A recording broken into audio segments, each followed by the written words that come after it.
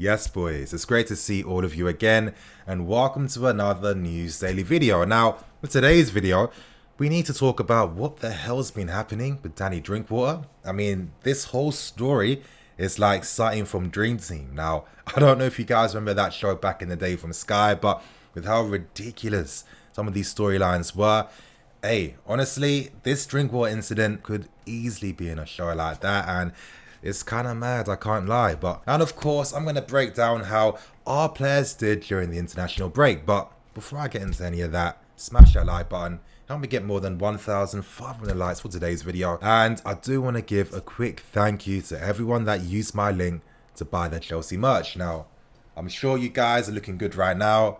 I'm sure by now that for most of you, your items have been delivered. So in the comment section below, if you did buy something, let me know what you did and how you're finding it. Now, you guys, we're going to move in straight into the first story. And it's a pretty shocking story, I can't lie. It's in regards to Danny Drinkwater.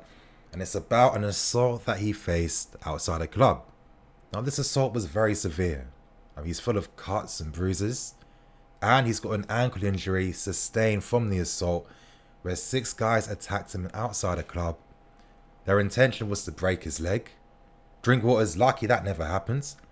But the worst thing he came off with was ankle ligament damage by these guys constantly kicking and standing on it. Now, you might be wondering, how the hell did this incident even happen in the first place?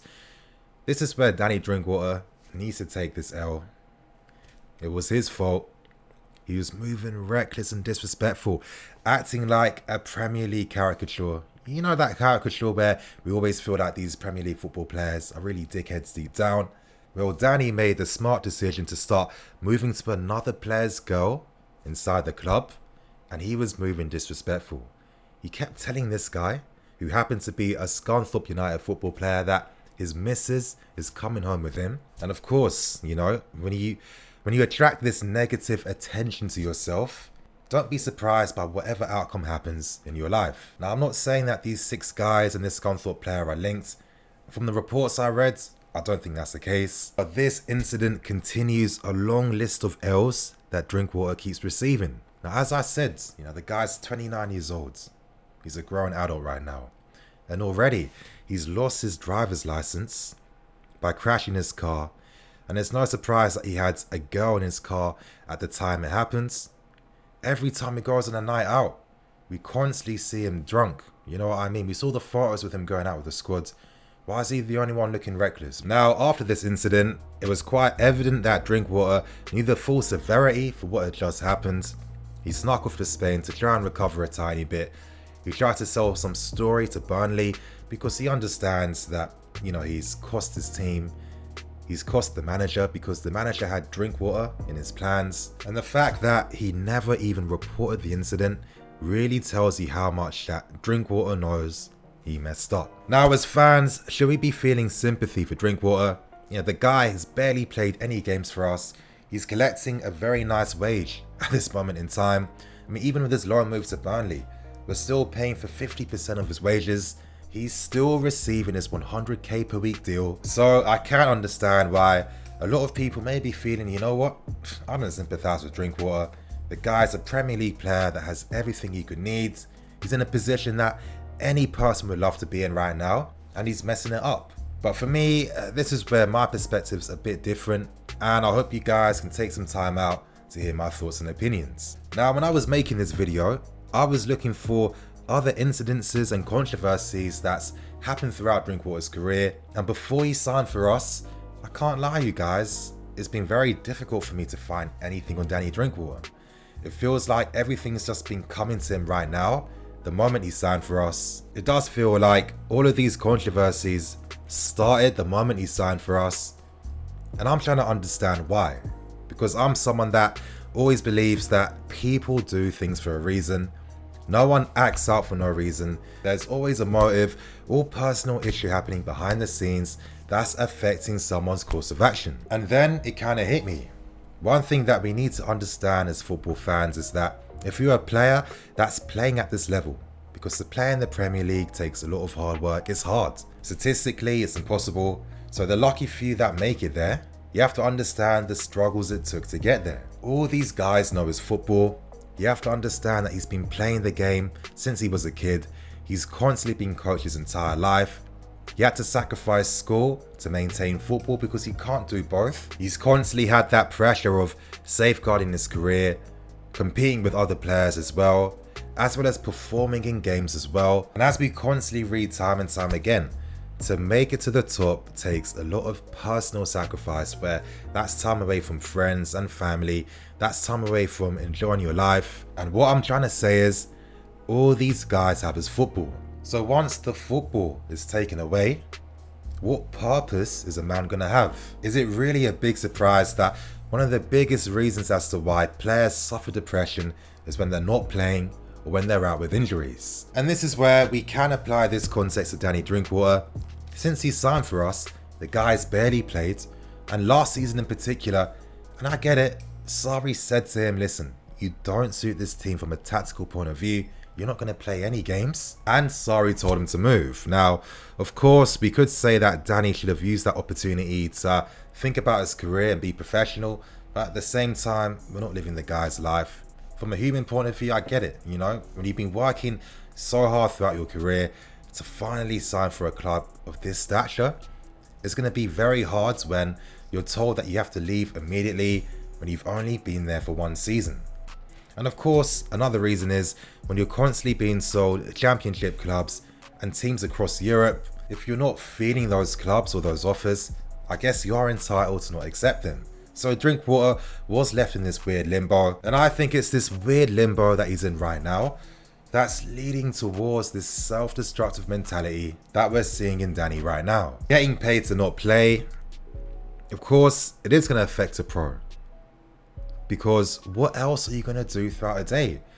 Once your training sessions are over, once you understand that no matter how well you perform in training, you're not going to get a chance at all because you don't suit the team from a tactical point of view, you are going to become depressed. And I think that with Danny, because he doesn't have any purpose at this moment in time, and I think it's because of that period where it led towards Danny losing his professionalism for the game. You know, he has all this money, he has all this free time as well. And listen, for me, depression is a personal experience. You know, I can't tell a man, oh, because you're earning a certain amount of money, it means that I can't empathize with you or understand you. That's not how I do things. Now, obviously, the way a Premier League player is going to cope with depression is going to be completely different to a normal person like me. You know, if I'm depressed, I can't spend my way to bring that happiness in my life. It's not going to work like that. But if you're a Premier League footballer, if you're earning 5 million a year, if you have all this free time because you can't play the game that you sacrifice your whole life for, it is going to make you act out. And this is why we've seen him constantly drinking. This is why he's always hitting the clubs all the time.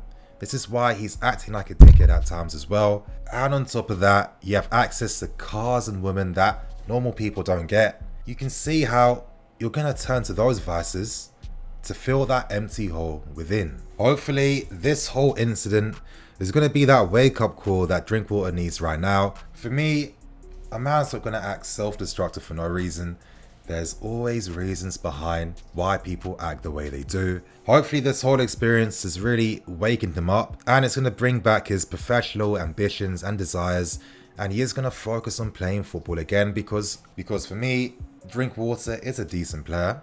He can still make something happen, but it feels like he needs to get help to fight his demons. Now let's get into the second story and let's talk about the international break and how our players did. Starting with Olivier Giroud, and he scored against Albania. It was a very nice left-footed effort into the bottom left corner. Some nice play, and you know what? I watched the highlights of the game. France were way too much for Albania, and Olivier Giroud just really complements how they play. And it's no surprise why Didier Deschamps constantly loves to use him. Giroud's goal came at the right time as he was interviewed by a French news station, and in the interview he spoke about how he still has ambitions to make it out of this club. And for me, it was a very, very fair interview. And he said that basically, listen, I do buy into what the club are trying to do right now, but I don't want to be only seen as Tammy Abraham's big brother. I'm still here because I want to play. I want to compete for that first team spot. I still feel good. And until my body just can't help me anymore and it can't help me play to the high level I normally play to, I'm gonna constantly keep fighting for my spot in the team. And for me, I'm just thinking, wow, you know what? I loved it. It wasn't patronizing. That's one thing that we're not going to do at this club. And yeah, I know that we have a lot of young players using this season, but that's no excuse to patronize them, because these guys are really great, high potential players. It really is the type of mentality that you want at the club. And when you have so many young players in the team right now, it's great that they understand that culture and they embrace it. Now, moving on to the man that was spoken about a lot before England's game versus Bulgaria, that's none other than Mason Mount, who finally made his debut for England, playing as a number 10. How did he perform? I thought that Mason Mount was decent. Now, he looked very confident when he came on. He was confident to take shots and goal when they came. And what I love the most is that he doesn't look phased. He knows he's a good player. I thought that his movement and his passing in particular were very quick. He did a lot of one-touch layoffs because he understands how to play between the lines. And I thought that at times maybe some of his teammates around him, especially in midfield, weren't as quick with their use of the ball. But I think it's safe to assume that we're definitely going to see a lot more of Mason Mount in an England shirt. Moving on to Ross Barkley. And Barkley did play in midfield for England. And for me, it was just a standard Ross Barkley performance. I mean, of course, good pieces of play. Of course, some good moments, as well as some average moments as well. And it gets you thinking in that England midfield, once guys like Ruben return to the team and he's fully fit, once Maddison is used more, you know, I see guys like Ross being phased out as time goes on. I understand why he's playing right now, because of course, he's a player that understands how to play in different tactical setups. However, for me, it's always a case of end products when it comes to Ross Barkley. Michy Batshuayi scored 2 goals for Belgium against San Marino. Of course, he was lucky. No Lukaku, no Benteke. But Michy is a guy that knows how to get goals. He scored from a penalty and he got a goal near the end from the far post with a header. With Michy, I don't know, for me, it's always been a case of what he does when he doesn't score. And for that reason, I've always kind of got like a Cardi vibes with Michy Batshuayi. I think that his overall game just isn't as helpful.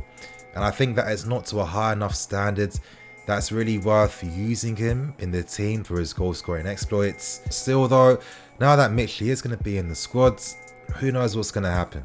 With him, he knows how to get goals, and for me, I think that he could be great as an impact sub. We've seen him do that before. Because of how he is, he doesn't need a lot of time to fully acclimatize into a game, so it would be interesting to see how he's going to do as the season progresses. Ethan Ampadu did play for Wales as well in their 2-1 win over Azerbaijan, and Ampadu played in midfield for 75 minutes. Now, after the game, Ryan Giggs came out to really compliment Ampadu by stating that, you know, the way he played when he hasn't really played in so many months right now is a credit to the potential of the player. And I have to say, I've always felt that Ampadu would do best playing in midfield, because for me, the guy is a ball-winning midfield player. You know, he loves to get tight to opponents, he loves to tackle, plus he's decent technically as well. The question is though, do we have a use for that type of player in the team right now? That's the reality. And to end things with Christian Pulisic, and unfortunately for him, he was part of the USA team that lost 3-0 again to Mexico.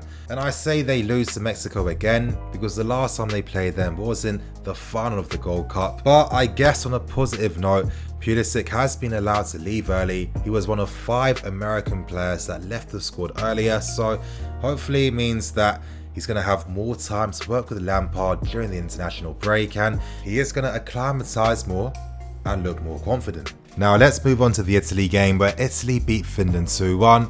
Jorginho and Emerson both played a part in the game, and it happened to be a very eventful game for both players. Now let's start with Emerson right now, and at the start of the game, during the 7th minute, Emerson came off with a suspected muscular strain. Now all of us, I know that all of us are panicking and we worried. However, after the game, Emerson came out to state himself that, you know what, the injury is not too severe, he's feeling okay, and the main reason as to why he left in the first place was due to precautionary measures. Now let's move on to Jorginho, and Jorginho, he's forming a nice trio in that Italy midfield with him, Verratti and Barella, and in that sense it's quite similar to our midfield under Sarri last year. With Kante and Barella being quite similar, with Kova and Verratti being similar as well, and obviously Jorginho doing what he normally does. Now, great thing for Jorginho was he scored the winning penalty to make it 2-1 in the end, meaning that Italy have gone unbeaten in their group stage. They have got 18 points, and it has been a pretty good campaign with Jorginho. Now to end things with Christensen, and he played in defence in Denmark's 0-0 draw against Georgia. And Denmark did really blow it against them. It means that Ireland are now 2 points ahead of them, meaning that in the next European qualifying campaign, the game between Denmark and Ireland is definitely going to be a must-win game. And really, this game was basically a formality for Christensen. And boys, on that note, I'm going to wrap things up and keep things moving. I'm EFC. This is Blue Line CV, signing out.